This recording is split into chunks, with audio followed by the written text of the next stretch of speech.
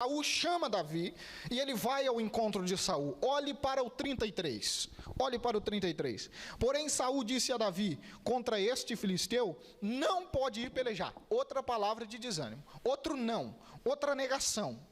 Não, contra esse você não pode ir. Pois tu és moço e ele homem de guerra desde a mocidade. Eu aprendo aqui, irmãos, que experiência sem Deus não é eficaz. Experiência é muito importante, e quanto mais nós vivemos, mais nós damos valor à experiência.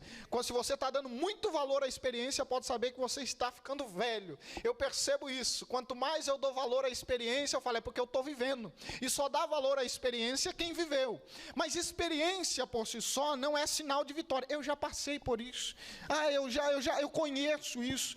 Eu já sou treinado nisso. Mas isso não tira o manifestar de Deus. Experiência com Deus é tremenda, mas experiência sem Deus de nada vale. Como assim também a falta de experiência é um problema, mas até mesmo a falta de experiência, quando Deus entra no negócio, Ele é capaz de fazer grandes milagres. Porque às vezes você vai iniciar um negócio próprio e a pessoa diz, mas você não tem experiência, você não está no ramo. O que vale a experiência de um ímpio, de um incrédulo? Mas vale a falta de experiência de um homem, de uma mulher temente a Deus.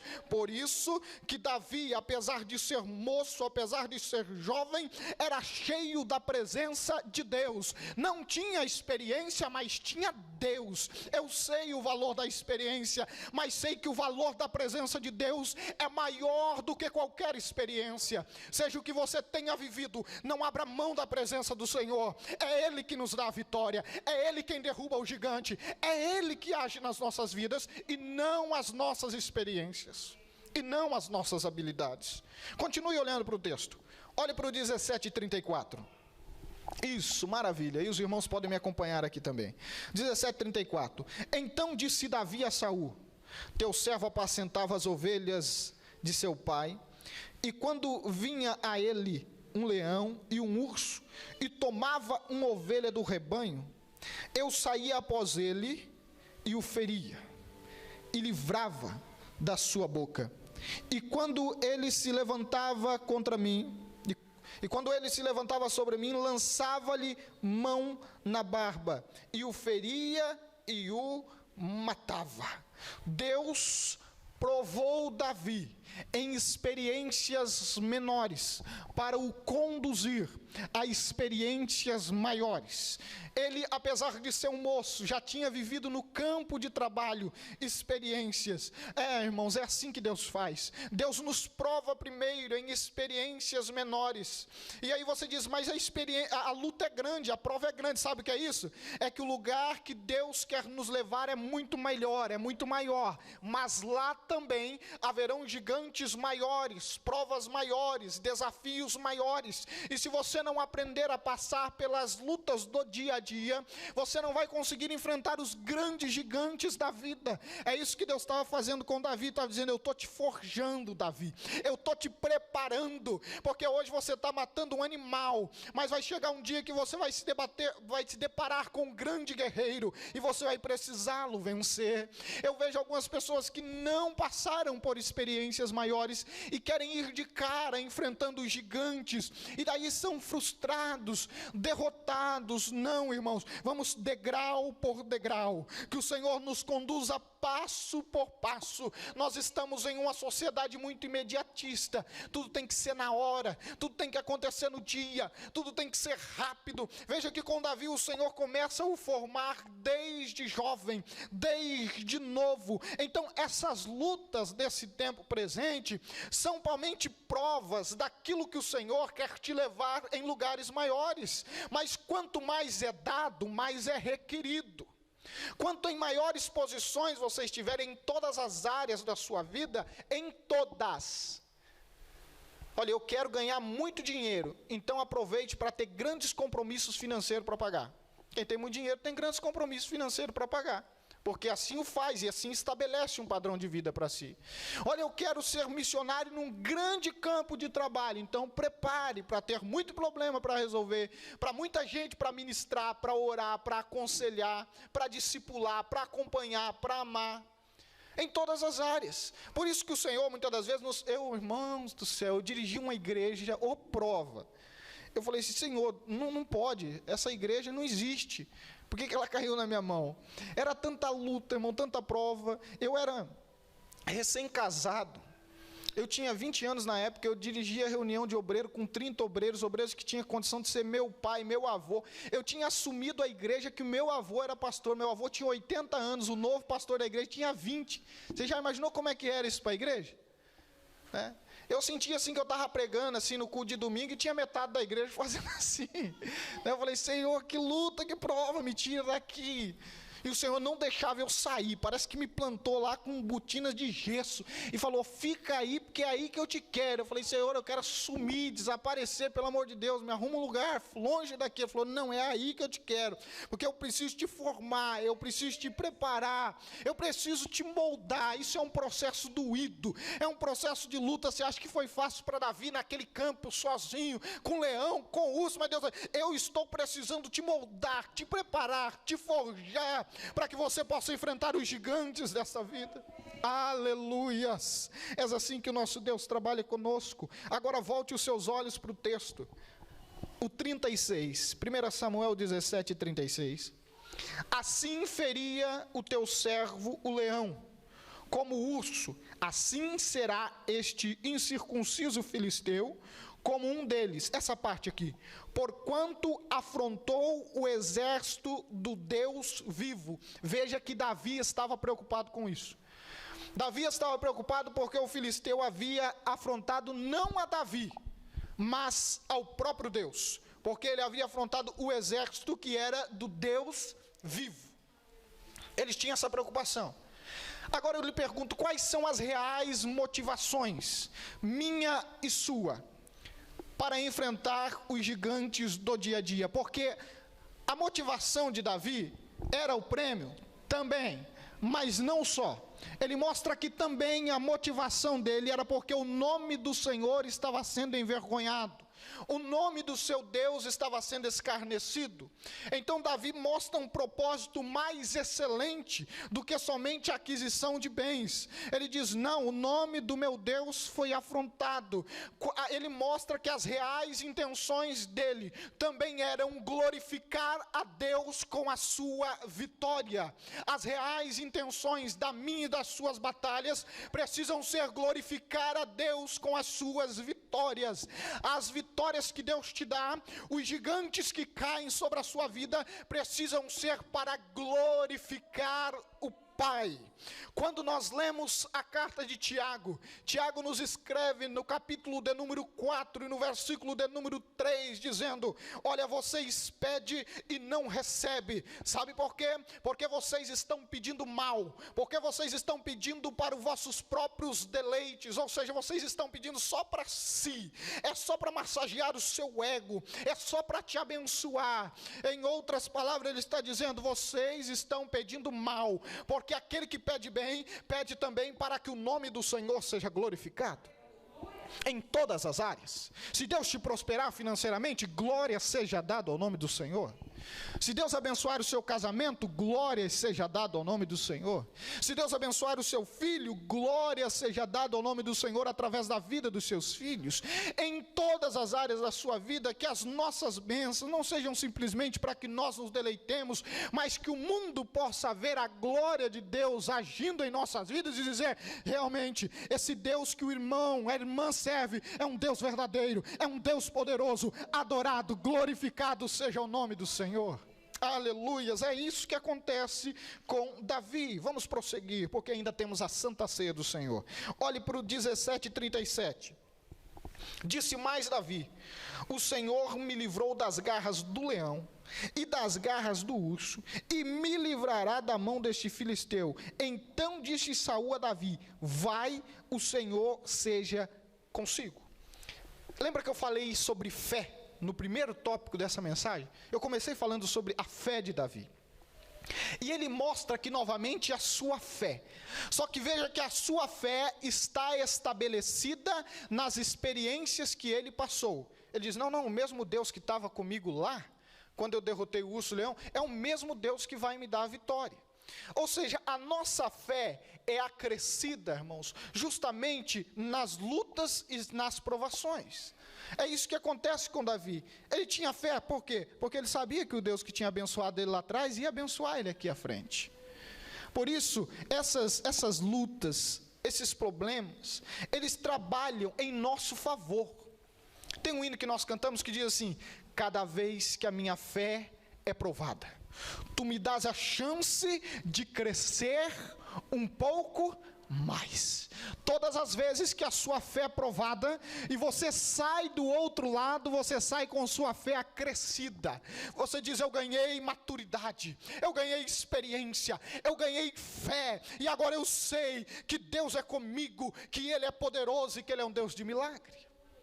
É isso que acontece quando nós passamos. Isso aconteceu literalmente com Davi. Olha agora no versículo 38 e 39. Veja o que diz. Saul vestiu a Davi suas vestes, e pôs-lhe sobre a cabeça um capacete de bronze, e vestiu uma couraça, e Davi cingiu a espada sobre as suas vestes, e começou a andar, porém nunca havia experimentado. Então disse Davi a Saul, não posso andar com isto, pois nunca o experimentei. E Davi tirou aquilo sobre si. Eu demorei para aprender isso no ministério. Devia ter aprendido mais cedo, mas demorei. Porque quando a gente começa muito novo, a gente fica olhando as pessoas fazerem a obra de Deus, e a gente, muitas das vezes, é levado a querer usar as armas que Deus dá a outras pessoas. E aí que a gente se engana.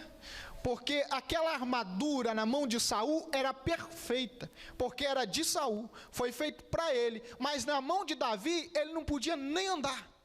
Eu comecei a pregar muito cedo, com 17 anos, e eu ficava procurando referências de pregadores. Eu falava, olha rapaz, esse pregador tem uma voz legal, dá até para imitar. Esse tem uma maneira assim, eu pregava no espelho, nas primeiras pregações, assistia muita mensagem de pregação. Jesus do céu, Marco Feliciano deve ter ganhado muito dinheiro nas minhas fitas cassete daquela época. Você vê como é que eu sou? Sou das antigas, do século passado. Muita coisa. Mas um dia, estudando a Bíblia e orando, eu percebi que Deus tinha me dado uma forma de ministrar que Ele não tinha dado a ninguém. E aquilo que Deus tinha dado àqueles homens, Deus também não tinha dado a ninguém. Que não adiantava ficar querendo usar as armas, os talentos, as habilidades que Deus tinha dado, porque não ia funcionar. Sabe, você é único, você é exclusivo, você é a melhor versão de si mesmo. E como você, não há ninguém nessa face da terra. Não há. Mesmo com os seus defeitos, com as suas qualidades, você é único, exclusivo. Não foi feito em série, foi feito de maneira exclusiva. Tanto é que as impressões digitais são únicas, individuais. É assim. Mas e os defeitos? O pastor Cláudio Duarte diz que a gente não tem defeito, a gente tem acessórios. Na verdade, coisa que vem de fábrica. E é verdade, tem coisa que a gente acha que é defeito, mas não é. Por exemplo, eu sou um camarada, deixa eu me denunciar aqui, muito desligado de família. Não sou aquele que fica ligando a todo momento para a mãe, para o pai, para o tio, para o avô. Lá de vez em quando, se ele estiver assistindo pela internet aí, beijo, me perdoa. Mas lá de vez em quando eu ligo para a mãe, ligo para o pai. Tá tudo bem? Tá tudo bem. Pai, tá bem, estou bem também. Então tá bom, Deus abençoe, daqui 3 meses a gente volta, liga de volta. Não sou muito apegado. E eu por muito tempo perguntei, mas meu Deus, por quê? Por que eu não sinto tanta falta? Porque eu descobri que Deus me tirou de casa com 17 anos de idade. E depois dele me tirar de casa, Ele nunca mais permitiu que eu voltasse. E parece que cada vez eu vou mais longe de casa. Se Deus não me faz assim, eu tinha abandonado a missão. Porque eu conheço muitas pessoas que no primeiro ano, no segundo ano, no terceiro ano, abandonaram a missão. Porque não conseguia ficar longe do pai, não conseguia ficar longe da mãe, não conseguia ficar longe dos amigos. Era muito apegado. Então, essa pessoa abandonou a missão. E eu senti que Deus me forjou assim, porque Ele precisava me levar para lugares distantes. E se eu fosse uma pessoa muito apegada, eu já teria abandonado. Então, até mesmo aquilo que a gente acha que é defeito, irmão, pode ser usado para o bem no reino de Deus. Até mesmo que a gente acha. Tem pessoas que são já calorosas, negócio de estar pertinho, negócio de beijar, abraçar. Isso não é um defeito, Deus te fez assim. Use isso para glorificar o nome do Senhor, use com sabedoria para glorificar o nome do Senhor. Não tente ser igual a ninguém, porque você não vai conseguir ser, e ninguém deve tentar ser igual a você. Quando você descobrir quem você é, quando você descobrir os talentos que Deus te deu, pode ter certeza que Deus vai te usar com graça, com poder, com sabedoria, e a obra do Senhor vai ser feita com tudo aquilo de bom que Deus te deu. É assim que Deus nos fez, de maneira especial. Eu tento fazer algumas coisas, mas não consigo, porque não tenho jeito, não tenho dom, não tenho habilidade, né, Juliane? Quando eu falei isso, Juliane já ri, fala, pastor, vai falar da decoração. Mas eu tento, mas não consigo, tento, mas não consigo. Não tenho jeito para isso, né? Eu vejo uma flor, para me identificar se ela é natural ou artificial, tem que pegar nela. Tem gente que vê do outro lado da artificial. Não, eu tenho que pegar e tenho que cheirar ainda, é perigoso. Né? Por quê? Porque não tem jeito para aquilo, não tem habilidade para aquilo. Use aquilo que Deus te deu. O que nós precisamos, irmãos, eu não sou filósofo, não, mas se tem uma área da filosofia que é interessante, é o autoconhecimento, é conhecer-se a si mesmo. Por isso a Bíblia fala sobre domínio próprio. Para dominar a si mesmo, tem que se conhecer. Conheça a si mesmo. Vasculhe dentro de si quais são as suas habilidades, quais são as suas limitações, né, quais são as suas qualidades, aonde você precisa melhorar, porque quando você descobre isso, você torna-se uma potência na mão de Deus. Davi descobriu rapidinho, falou, isso daqui não dá para mim. Olha o que acontece. No 42, não, perdão, no 40. Então tomou na mão o seu cajado, escolheu no ribeiro 5 seixos lisos e pôs no alforje de pastor que trazia, a saber, o surrão. E tomando na mão a sua funda, foi-se chegando ao filisteu.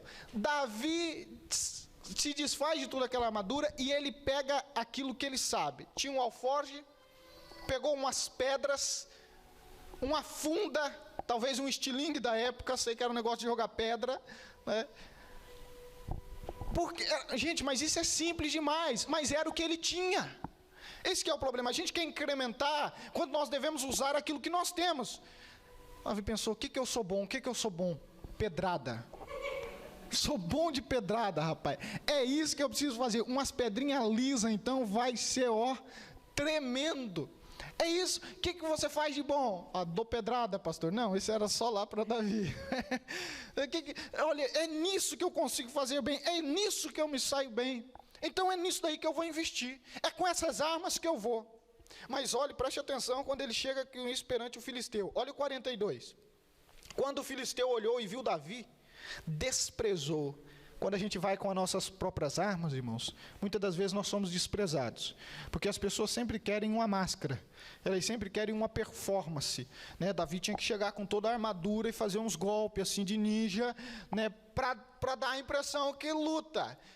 Isso não adianta muito. Esse dia eu vi um vídeo na internet de um cara, né, que fazia assim, ele fazia assim, e o outro ficou parado. Mas quando ele chegou perto do outro, pum, ele pegou e caiu. Eu falei, poxa, dançou tanto, né? Mas na hora da briga mesmo não deu uma. Davi poderia ter chegado cheio de apetrechos, calma aí, é muita coisa. Não, ele chega de maneira simples, só com aquilo que ele tinha. E ele é desprezado em primeira instância por esse homem. Olha depois o que acontece. Quando o filisteu o viu, desprezou. Portanto, era mancebo, ruivo e de gentil aspecto. Disse o filisteu a Davi, sou eu algum cão, para que tu vires a mim com paus?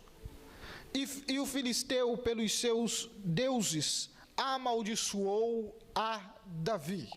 Isso não adianta. Isso não resolve. Não resolve. Porque o Deus a qual nós servimos é Deus sobre todos aqueles que se autodenominam ou se dizem deuses, porque ele é o único Deus, e não há outro como ele.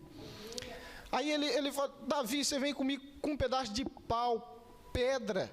Mas é isso que Davi tinha. Davi vai para a guerra desse jeito. Olha, irmãos, quando você estiver cara a cara com o inimigo, pode ter certeza que ele vai tentar te menosprezar, te desprezar. Porque antes mesmo dele atingir o seu físico, ele vai procurar atingir o seu psicológico. E era isso que o gigante estava fazendo com Davi. Antes de derrubar Davi, ele queria vencer Davi aqui, ó. E essa não é uma estratégia de guerra, é antiga, mas é presente.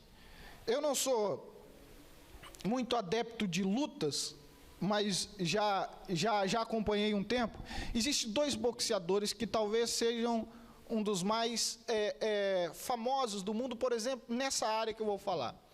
Muhammad Ali, que esse já há muitos anos atrás, e um que era chamado de Príncipe Ahmed.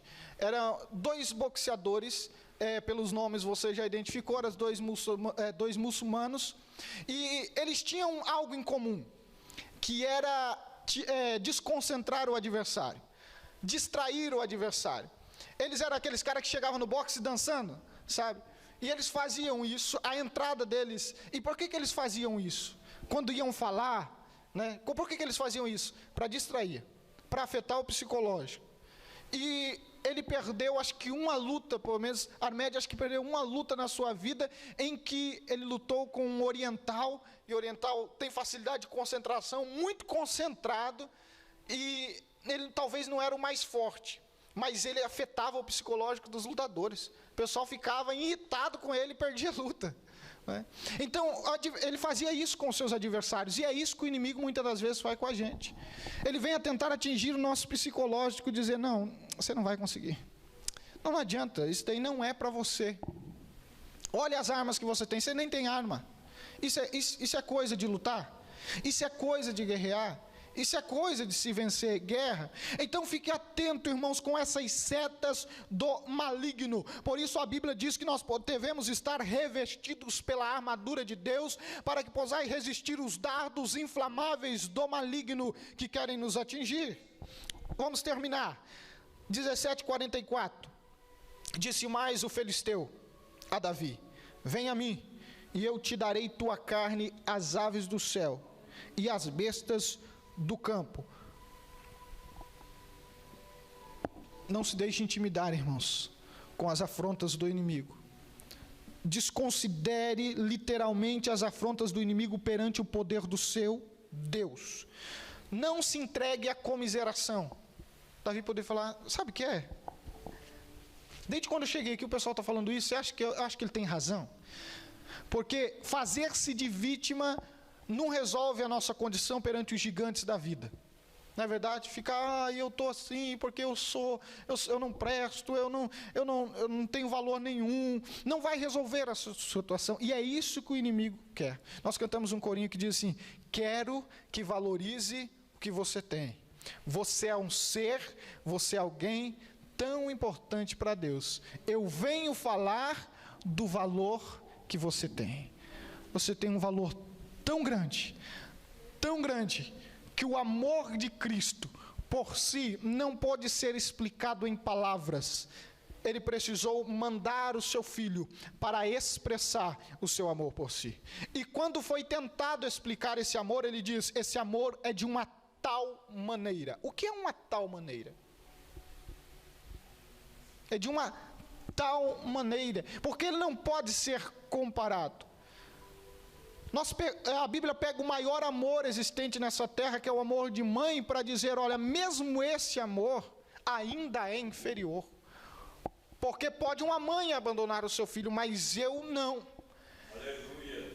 Ele nos ama, e Ele te ama, e Ele nos amou tanto, que nós não encontramos palavras o suficiente para descrever este amor. Então não permita que o inimigo coloque em si um sentimento de miséria, um sentimento de pobreza espiritual, um sentimento de eu não posso, eu não consigo, para que você fique se autoflagelando. Não, já chegam os flagelos do inimigo do dia a dia, dos gigantes.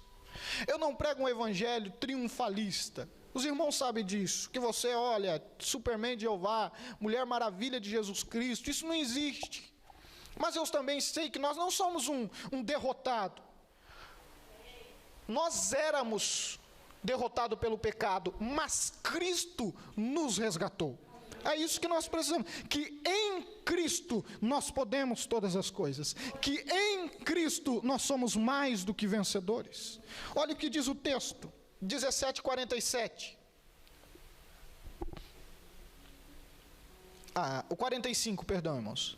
Davi, porém, lhe respondeu: tu vens a mim com espada, com lança, com escudo, mas eu venho a ti em nome do Senhor dos exércitos, o Deus dos exércitos de Israel, a quem tem afrontado. Aqui está outro segredo. Davi enfrenta o gigante, não em nome das suas próprias forças, mas em nome do Senhor Jesus. Não em nome das suas próprias habilidades e conhecimentos, mas em nome do Senhor Jesus Cristo. Nós precisamos colocar o nome do Senhor na frente, irmãos. O nome do Senhor na frente. Em nome de Jesus. Deus está comigo, Deus vai comigo. Porque sem a presença de Cristo, aí sim, nós estamos vulneráveis ao ataque do inimigo. Para nós terminarmos o último versículo, o 47, diz assim: e para que toda esta assembleia saiba que o Senhor salva, não com espada, não com lança, pois do Senhor é a batalha, e Ele vos entregará em nossas mãos. Enfrente os seus inimigos, em nome do Senhor Jesus, e para a glória do Senhor Jesus. Talvez esse seja o maior segredo de Davi. Em nome do Senhor Jesus, e para a glória do Senhor Jesus, seja qual ele for, em nome do Senhor Jesus, e para a glória do Senhor Jesus. Vamos nos colocar em pé na presença do Senhor. Eu quero te convidar a orar neste momento, quero te convidar a falar com Deus neste momento.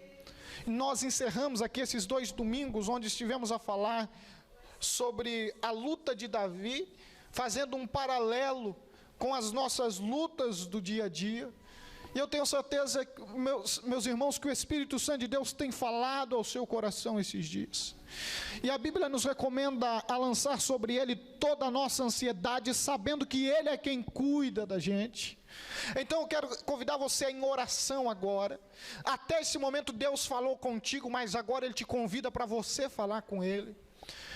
Os gigantes de Davi era Golias, mas quais são os teus? Eu não sei, você o sabe, Deus tudo sabe. Apresente a Ele neste momento, peça a Ele que te dê sabedoria, que te dê estratégia, que te dê visão, que te dê graça, conhecimento, para que você possa vencê-los todos em o nome do Senhor Jesus, e para a glória de Deus. Senhor, nós oramos neste momento. Nós nos colocamos perante a presença do Deus de Abraão, de Isaac, de Jacó, de Davi, de Salomão, do Deus da nação de Israel, do Deus da igreja, o Deus que pode fazer todas as coisas. Senhor, os gigantes são tão grandes, as lutas são tão grandes que nós pensamos que não vamos conseguir vencer, não vamos alcançar. Senhor, renova as nossas forças esta manhã. Senhor, precisamos ser renovados. Fortalece-nos. O Salmo diz que Tu és o nosso refúgio, a nossa fortaleza, és o socorro bem presente. Fortalece-nos esta manhã. Oh Deus querido, coloca por terra este momento, Senhor, os gigantes que têm afrontado os Teus filhos, que têm tentado afrontar a Tua igreja, derrotar os Teus filhos. Nós oramos esta manhã, nós oramos e cremos, ó Deus, na vitória em nome de Jesus. Agora diga assim: a vitória é minha. Em nome de Jesus. Olhe para o irmão que está aí do seu lado, diga assim para ele: a vitória é sua, em nome de Jesus. Agora, para encerrar, diga assim: a vitória é nossa, em nome de Jesus. Amém? Mas sim, com a sua mão, por gentileza. Que a graça do nosso Senhor e Salvador Jesus Cristo, o grande amor de Deus e as consolações do Espírito Santo seja com cada um. E todos dizemos: amém. Amém. Cumprimente o irmão que está mais próximo de si. Deus abençoe os irmãos.